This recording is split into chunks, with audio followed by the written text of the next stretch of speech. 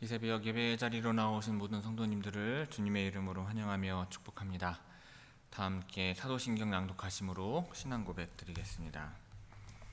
전능하사 천지를 만드신 하나님 아버지를 내가 믿사오며 그 외아들 우리 주 예수 그리스도를 믿사오니 이는 성령으로 잉태하사 동정녀 마리아에게 나시고 본디오 빌라도에게 고난을 받으사 십자가에 못 박혀 죽으시고 장사한 지 사흘 만에 죽은 자 가운데서 다시 살아나시며 하늘에 오르사 전능하신 하나님 우편에 앉아 계시다가 저리로서 산자와 죽은 자를 심판하러 오시리라. 성령을 믿사오며 거룩한 공예와 성도가 서로 교통하는 것과 죄를 사하여 주시는 것과 몸이 다시 사는 것과 영원히 사는 것을 믿사옵나이다. 아멘. 다 함께 찬송가 438장 내 영혼이 은총 입어 찬송하시겠습니다.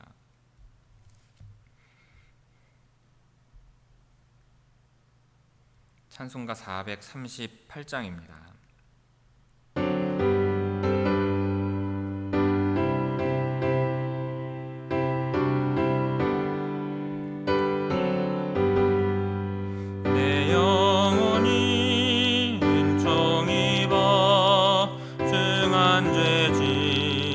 걷고 보니 슬픔 많은 이 세상도 천국으로 화하도다. 할렐루야 찬양하세.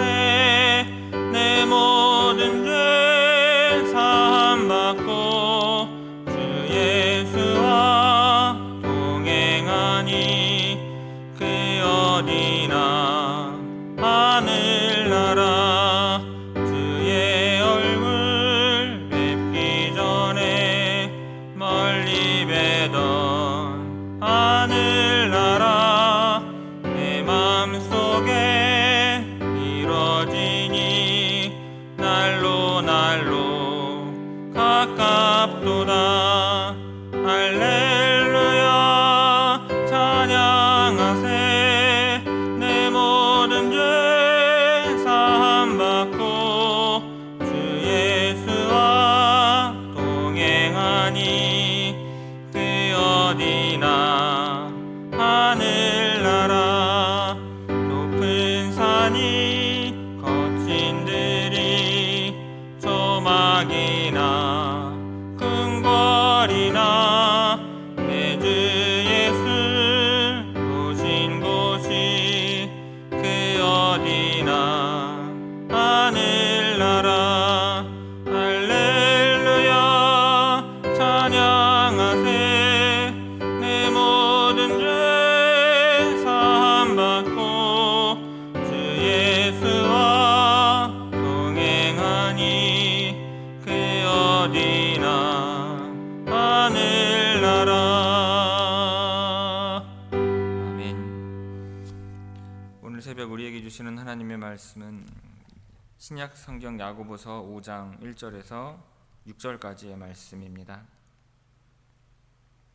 야고보서 5장 1절에서 6절의 말씀입니다. 제가 봉독하겠습니다. 들으라 부한 자들아, 너희에게 이 말 고생으로 말미암아 울고 통곡하라.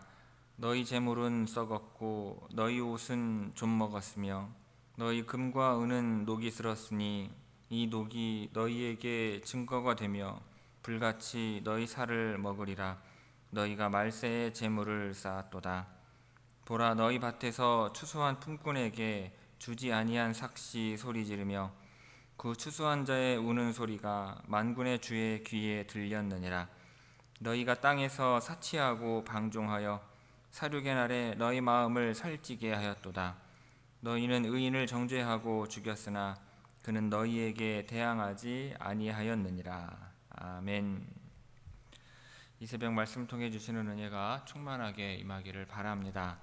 오늘 본문 말씀은 불의한 부자들에 대한 심판을 경고하고 그들의 부정한 축제와 사치 그리고 방탕한 삶을 정죄하는 내용입니다. 먼저 1절에서 3절은 불의한 부자들에 대하여 심판을 경고하는 내용입니다. 1절부터 보면 자, 들으라 부한 자들아 너희에게 임할 고생으로 말미암아 울고 자, 통곡하라. 자, 야고보는 과거 구약 시대의 선지자들이 임박한 심판의 날을 바라보면서 죄를 범한 백성들에게 외쳤던 것처럼 이 선지자적인 어조를 가지고 매우 단호하게 경고하고 있습니다. 부자들이 통곡하면서 슬피 울어야 할 이유를 보여주는데 그것은 그들에게 임할 고생 때문입니다. 그런데 여기에서 고생은 재난, 비참한 일, 이와 같은 것들을 뜻합니다. 또 한 가지는 부자들이 받게 되는 음부에서의 고통을 의미하기도 합니다. 하지만 부자들은 이러한 사실을 깨닫지 못한 채 여전히 그들의 부유함이 영원히 지속될 것이라 착각하고 있는 것입니다.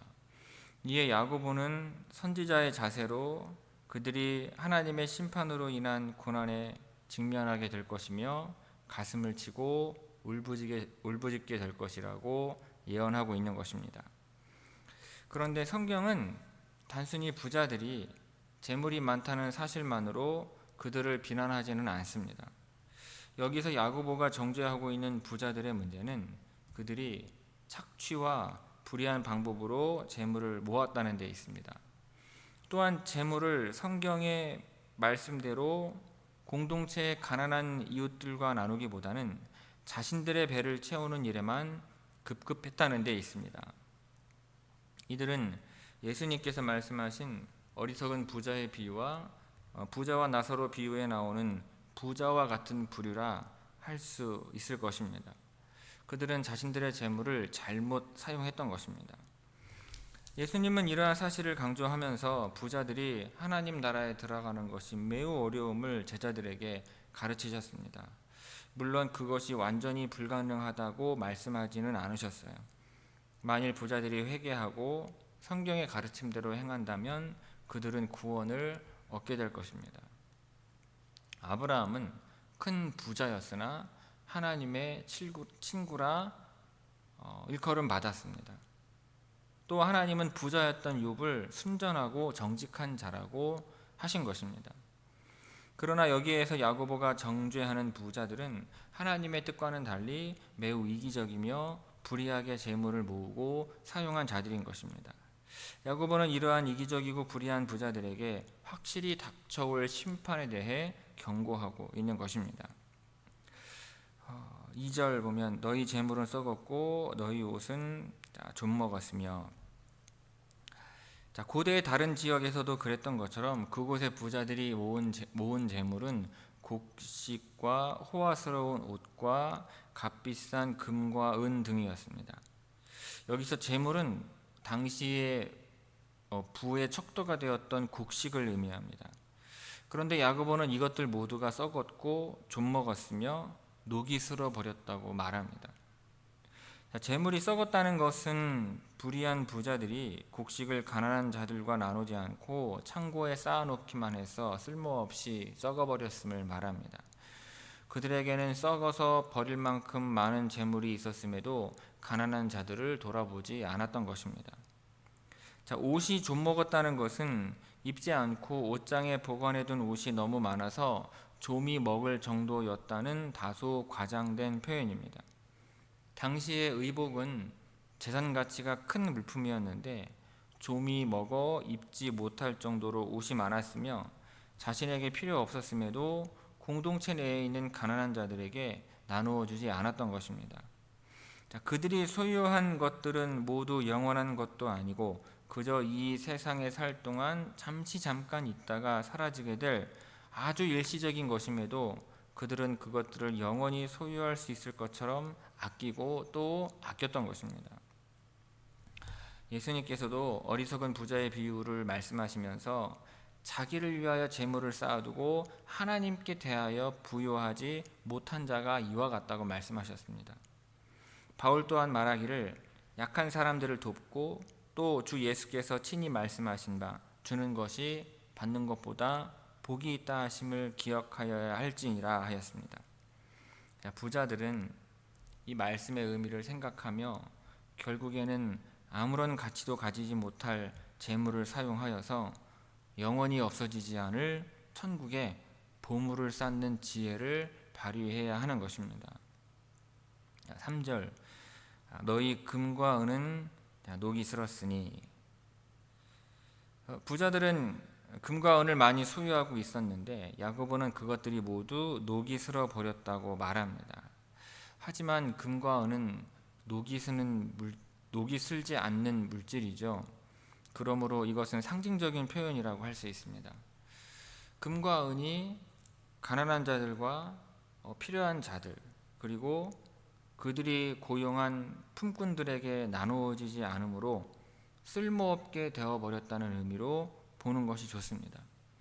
그들이 소유하고 있는 금과 은은 그것을 주신 하나님의 본래 의도대로 사용되지도 않았으며 하나님 앞에 그들을 세우는 데 어떠한 쓸모도 발휘하지 못하는 것입니다. 자, 이 독이 너희에게 증거가 되며 불같이 너희 살을 먹으리라. 자, 금과 은의 녹이 그들에게 증거가 될 것이라는 표현은 나중에 하나님께서 그들에게 심판을 내리실 때 그것들이 부자들을 고발하고 정죄하는 증거가 될 것이라는 의미입니다. 또한 그것들이 불과 같이 그들의 살을 먹을 것이라는 표현은 최후 심판 때에 그것들로 인하여 부자들이 철저하게 멸망하게 될 것이라는 의미입니다. 특히 여기서 불은요, 하나님의 공의로운 심판을 상징하며 이 형벌의 도구로서 지옥불의 이미지를 보여준다고 하겠습니다. 결국 이 불의한 부자들은 부정하게 모은 재물 때문에 스스로 파멸하게 되는 것입니다. 약자들을 착취하고 남을 짓밟으면서 쌓은 재물 때문에, 그리고 도움을 바라는 자들을 외면하고 자기들의 배를 채우는 데만 재물을 사용함으로써 파멸하게 되는 것입니다. 최후의 심판대 앞에서 재물은 그들을 파멸에 이르게 할 뿐 결코 그들을 구원할 수단이 되지 못하는 것입니다. 자, 너희가 말세의 재물을 쌓았도다. 자, 야고보는 자신이 살고 있는 시대를 말세라고 표현하고 있는데 바로 그러한 때에 불의한 부자들이 재물을 쌓았다고 책망하고 있는 것입니다. 말세는 실로 주님을 찾아야 할 때이며 그때 이 세상에 남은 흔적은 모두 사라진다는 사실을 유념해야 할 때입니다. 말세는 하나님의 심판이 찾아오는 때로서 그것은 불시에 닥칩니다. 언제 종말이 엄습할지 모르는 이 말세에 이 불의한 부자들은 재물을 쌓음으로 자신들의 형벌을 쌓아가고 있었던 것입니다.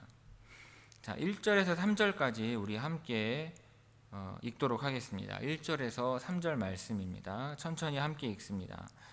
들으라 부한 자들아, 너희에게 이 말 고생으로 말미암아 울고 통곡하라. 너희 재물은 썩었고 너희 옷은 좀먹었으며 너희 금과 은은 녹이 슬었으니 이 녹이 너희에게 증거가 되며 불같이 너희 살을 먹으리라. 너희가 말세에 재물을 쌓았도다. 아멘.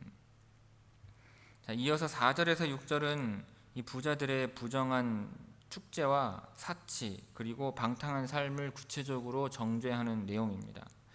4절부터 다시 보면, 보라 너희 밭에서 추수한 품꾼에게 주지 아니한 삭시 소리 지르며. 자, 부자들이 가난한 품꾼을 고용하여서 일을 시킨 후에 그들에게 지불해야 할 삭스를 지불하지 않고 착복하는 일이 계속되고 있음을 보여줍니다. 이를 보면 모세의 율법이 떠오르는데 하나님은 가난한 품꾼의 품삯을 미루지 말고 당일에 줄 것을 분명히 말씀하셨습니다. 또한 품삯을 지불하지 않는 고용주를 여호와께 호소하면 죄가 그에게로 돌아갈 것이라고 하셨습니다. 그럼에도 불구하고 당시의 부자들은 가난한 자들에게 돌아가야 할 정당한 임금까지 착복하면서 자기들의 재물을 쌓고 있었던 것입니다. 그렇게 해서 번 돈으로 자신들의 배를 채웠던 것입니다. 삭시 소리 지르며 라는 표현은 이 부자들의 부당한 착취에 대한 노동자들의 억울한 외침을 말하는 것입니다. 그들은 가슴에 한을 품은 채 밤마다 가슴을 치면서 울음으로 호소하였고 그 사정을 하나님께서 들으시게 된 것입니다. 자, 일용직 일꾼들의 받지 못한 품삯의 외침은 결국에 공의로우신 만군의 주의 귀에 상달되게 되는 것입니다. 자, 계속해서 4절 그 추수한 자의 우는 소리가 만군의 주의 귀에 들렸느니라. 자, 그 한 맺힌 절규의 소리들이 이미 하나님의 귀에 들어갔다는 것은 불의한 부자들에 대한 하나님의 심판이 이미 시작되었음을 보여줍니다. 말라기 말씀을 보면은요, 심판을 받을 악인의 면모를 설명하던 중에 품꾼에 삭세되하여 억울하게 하는 자도 하나님으로부터 임하는 심판을 당할 것이라고 분명히 언급하고 있습니다. 공의로우신 하나님은 결코 품삯을 착취당한 품꾼들의 절규를 무시하는 분이 아니십니다. 야고보는요, 하나님을 만군의 주라고 칭함으로써 억울함을 호소할 것 없는 사회적 약자들에게 하나님이 확실한 위로와 소망이 되심을 보여주고 있는 것입니다. 자, 5절 너희가 땅에서 사치하고 방종하여. 자, 일용 노동자가 품삯을 착취당해 살 길이 막막한 가운데 있는 것과는 달리 불의한 부자들은 사치와 방종을 일삼으며 살아갔습니다. 이러한 야고보의 지적은 부자와 거지 나사로의 비유를 생각나게 합니다. 부자의 상에서 떨어지는 음식으로 겨우 배를 채웠던 나사로가 죽게 되었고, 자색옷과 고운 베옷을 입고 날마다 잔치를 즐기던 부자도 죽었습니다. 그때 아브라함은 음부에 있는 부자에게 이렇게 말합니다. 너는 살았을 때 좋은 것을 받았고 나사로는 고난을 받았으니 이것을 기억하라.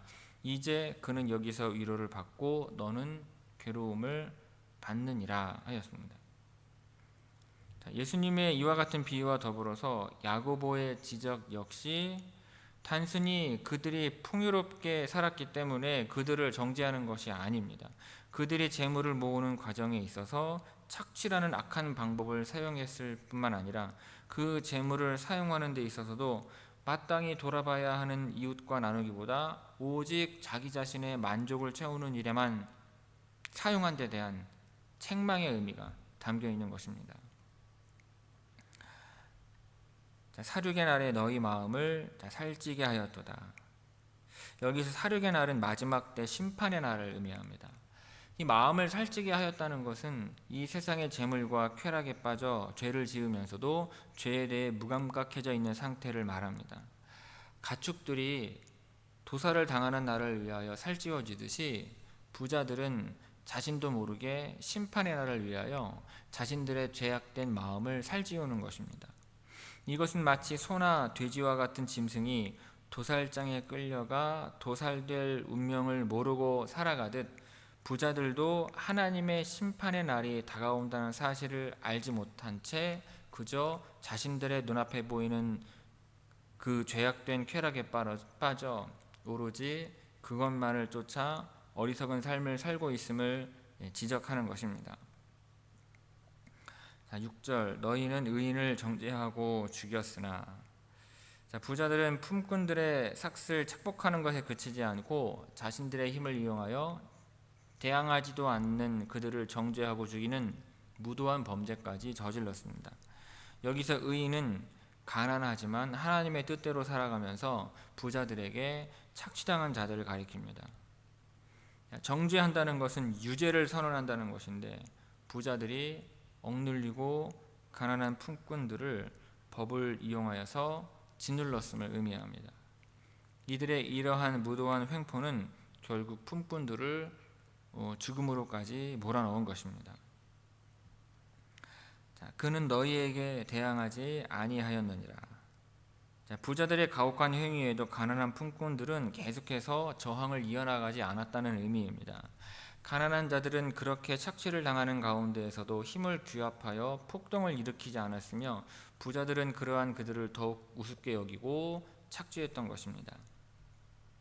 4절에서 6절까지 우리 함께 봉독하도록 하겠습니다. 4절에서 6절까지 우리 천천히 함께 읽습니다. 보라 너희 밭에서 추수한 품꾼에게 주지 아니한 삭시 소리 지르며 그 추수한 자의 우는 소리가 만군의 주의 귀에 들렸느니라.